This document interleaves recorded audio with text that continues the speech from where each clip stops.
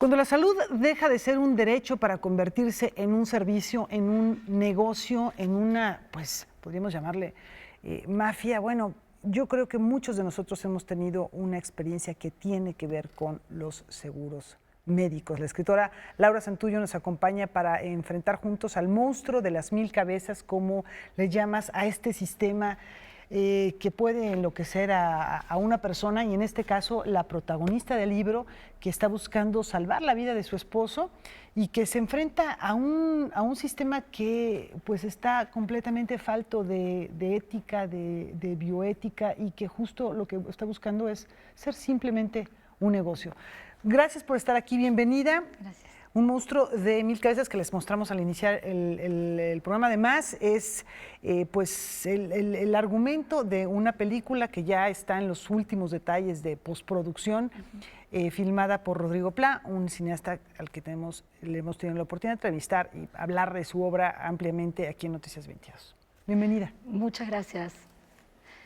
Laura, a mí me da mucho gusto poder conversar contigo a propósito de esto. Hemos platicado en otras ocasiones por las películas que han hecho Rodrigo y tú como guionista, Rodrigo como director. Mi favorita es Desierto Adentro, es brutal. ¿Cómo pasar, ya tienes un libro de cuentos, cómo pasar de ese lenguaje vinculado a las imágenes, particularmente al cine, a la literatura sin ningún guiño a ese apoyo visual? Bueno, lo que pasa es que lo curioso que ha ocurrido con mis trabajos narrativos es que sí van muy de la mano con el trabajo que hemos hecho cinematográfico. De hecho, creo que una cosa contagia a la otra y viceversa. Y en este caso, Un monstruo de mil cabezas, de hecho, nació prácticamente al mismo tiempo el guión que la novela. Hubo un determinado momento, estábamos hablando con Rodrigo Plá, que también es mi pareja, en fin, de nuestro siguiente proyecto, y yo como que no le hallaba y no conseguía transmitir la idea que quería a nivel de guión. Y entonces decidí hacer como un primer intento en narrativa, y ahí es que sale la novelita. Por eso es también una novela breve, una novela que tiene incluso como muy cinematográfica en el sentido de que está plagada de acciones. Tiene muchísima acción, cada una de las frases es una acción. Yo creo que de alguna manera yo nunca pude desvincular, tampoco lo quise hacer, el hecho de que eso ahora sí que tenía cara de ir al cine y nunca intenté como separarlo. Entonces creo que claramente la novela se vincula como profundamente con algo como muy visual, ¿no? Entonces en este caso en realidad los dos procesos se dieron muy unidos, aunque en realidad la novela se termina primero de escribir. Hay una primera edición que se hizo en Uruguay, que era donde estábamos radicados entonces, haciendo La Demora. Entonces hay una primera versión que se hace allá y esta edición que la hace Planeta para México. Bueno, no voy a revelar demasiado porque esto es el inicio de la novela. Una mujer se presenta con un doctor armada, amenazante, con un arma de fuego, buscando lo que mencionaba hace un momento, que es pues que su esposo, que tiene un cáncer muy avanzado, reciba tratamiento médico. Esto podría...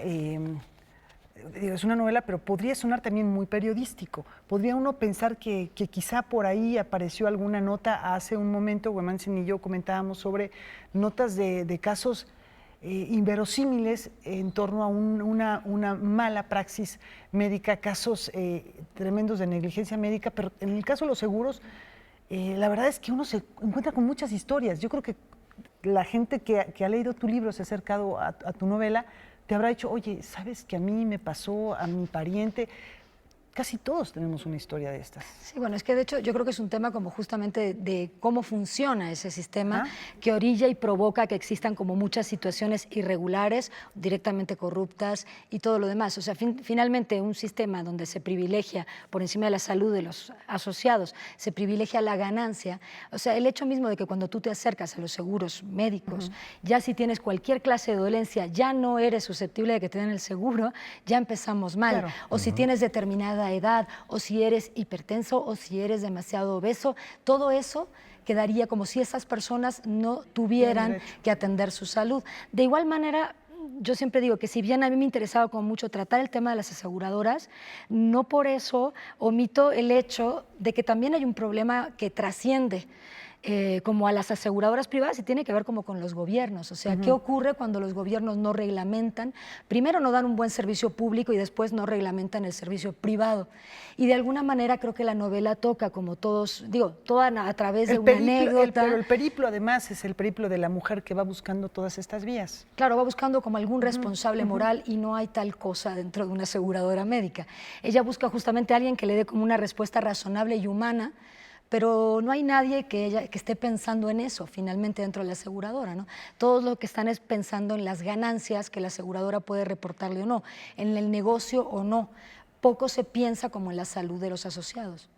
Cuando te escucho, pienso en dos cosas. Uno, vivimos en un país que tiene el mayor número de cesáreas en el mundo. Eso, para quien nos esté escuchando, eso no es normal. Eso no pasa en ninguna parte del mundo, solo en México. ¿Por qué? Pues porque la operación cuesta. Exacto. Y así tienen mucho más dinero todas las personas que están a cargo de hospitales. Punto uno. Punto dos, me acuerdo un poco del Castillo de Kafka, buscando, tratando de llegar a alguna parte. Pero con el título El monstruo de las mil cabezas, es como cuando uno se pregunta por qué hay crisis y el Fondo Monetario Internacional responde, estas son las medidas. ¿Quién es el Fondo Monetario Internacional? Son miles de cabezas que no sabemos quiénes son. Exacto, y nadie da, un poco ese es como el juego, la elección, como el nombre justamente tiene que ver con eso, ¿no?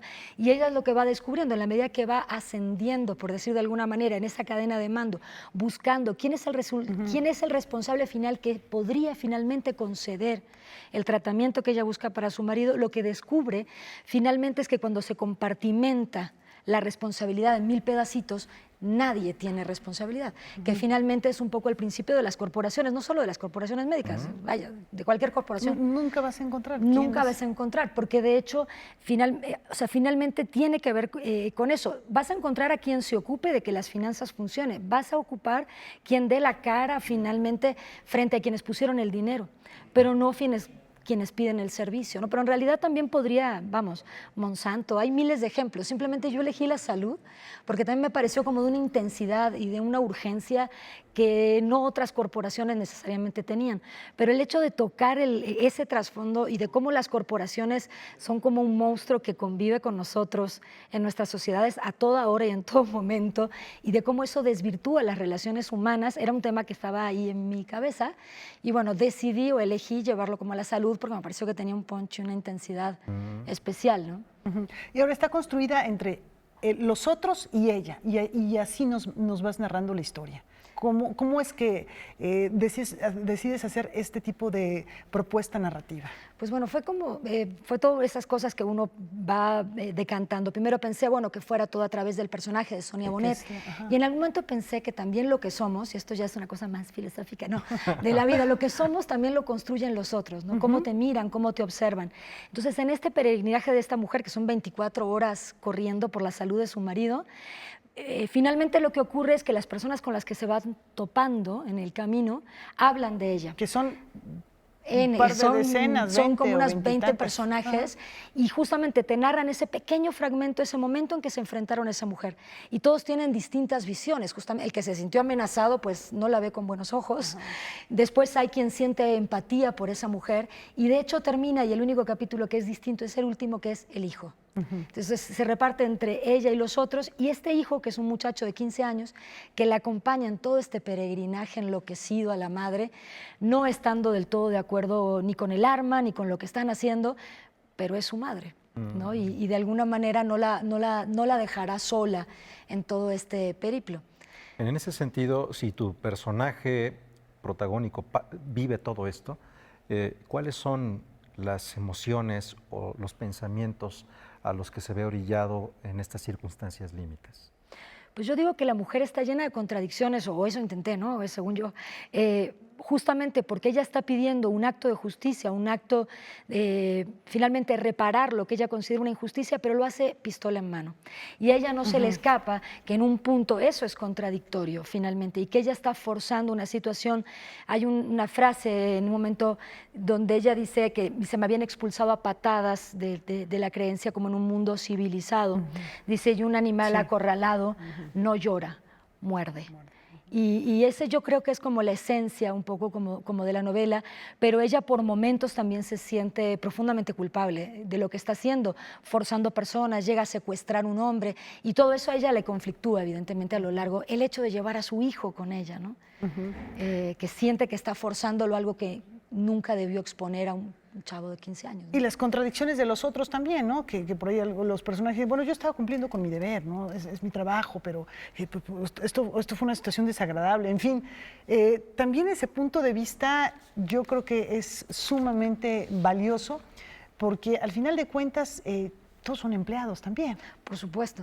O sea, son gente que recibe un sueldo por llevar a cabo una serie de actividades que no es necesariamente que sea su convicción, ni su decisión, ni su gusto, sino que forman parte de un sistema también por una necesidad de tener un empleo. Y de hecho, efectivamente, se puede decir que no es estrictamente su responsabilidad, porque la responsabilidad está compartimentada. A mí me interesaba también eso, fíjate, mientras lo construía decía, bueno, es que generalmente cuando esas situaciones se dan, la persona no suele conocer al destinatario último, no suele estar enterado de que efectivamente alguien se murió a causa de esa firma que tú pusiste en un papel.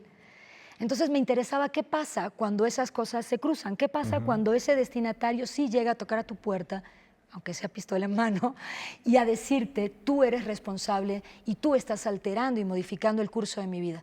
Y me parece que eso era interesante, por eso algunos personajes, que no todos, pero sí logran moverse del lugar o cuestionarse, ¿no? Y bueno, y la película también tiene todos estos puntos de vista, lo cual ha sido todo un ejercicio muy curioso, digo, para Rodrigo y para todo el equipo que hemos hecho la peli, de tratar de no perder esa característica, de que se va modificando desde donde se mira en la peli.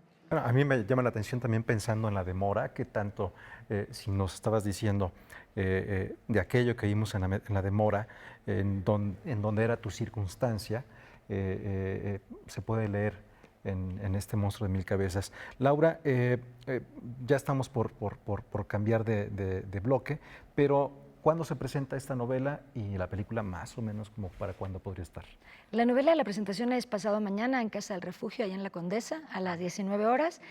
Y la película, pues no sabemos con exactitud, ya se está terminando y bueno, depende un poco de lo que siempre uno busca es hacer primero un poco una corrida en festivales, que salga en festivales nacionales, internacionales, de ser posible, pero bueno, calculamos, yo creo que hacia fines de año, principios del otro, tendría que estar, o ese será mi deseo, saliendo en salas comerciales. Pues está bien, mientras se van leyendo la novela. Exacto. Muchísimas gracias.